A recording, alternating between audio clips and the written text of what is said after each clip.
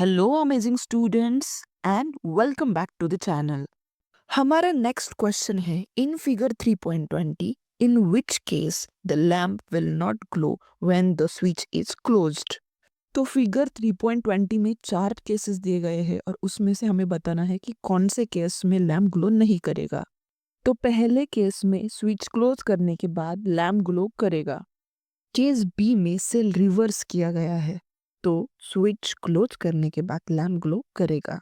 तो ए और बी दोनों केसेस में लैम्प ग्लो करेगा जब स्विच क्लोज किया जाएगा। तो अब बात करते हैं केस सी की। तो यहाँ पे एलईडी बल्ब है, तो थर्ड जो हमारा केस है वो एलईडी बल्ब का केस है। तो एलईडी बल्ब की जो लॉन्ग वायर होती है उसको हम पॉजिटिव टर्मिनल कंसिडर करते हैं और दूसरा जो होता है वो निगेटिव टर्मिनल होता है। तो बैटरी के पॉजिटिव टर्मिनल से निकला हुआ करंट एलईडी के पॉजिटिव टर्मिनल तक जाना चाहिए और निगेटिव टर्मिनल से निकला हुआ करंट एलईडी के निगेटिव टर्मिनल तक जाना चाहिए। तो हमें चेक करना है कि केस सी में ऐसा हो रहा है या नहीं।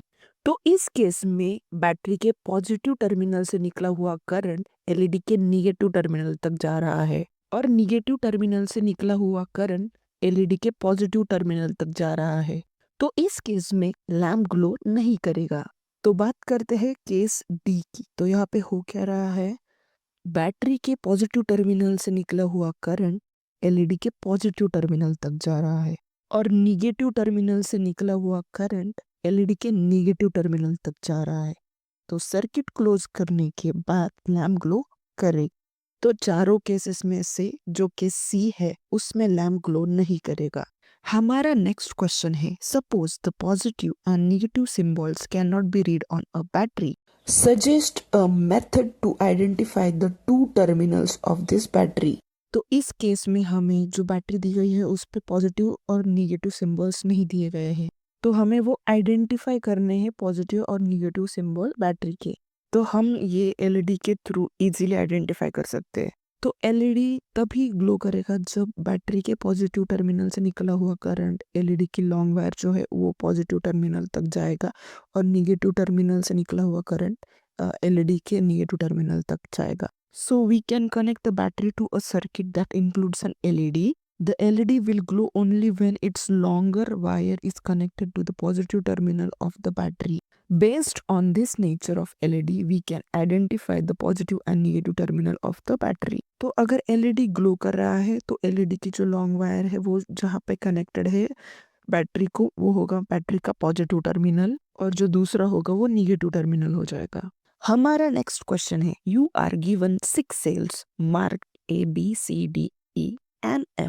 Some of these are working and some are not. Design an activity to identify which of them are working.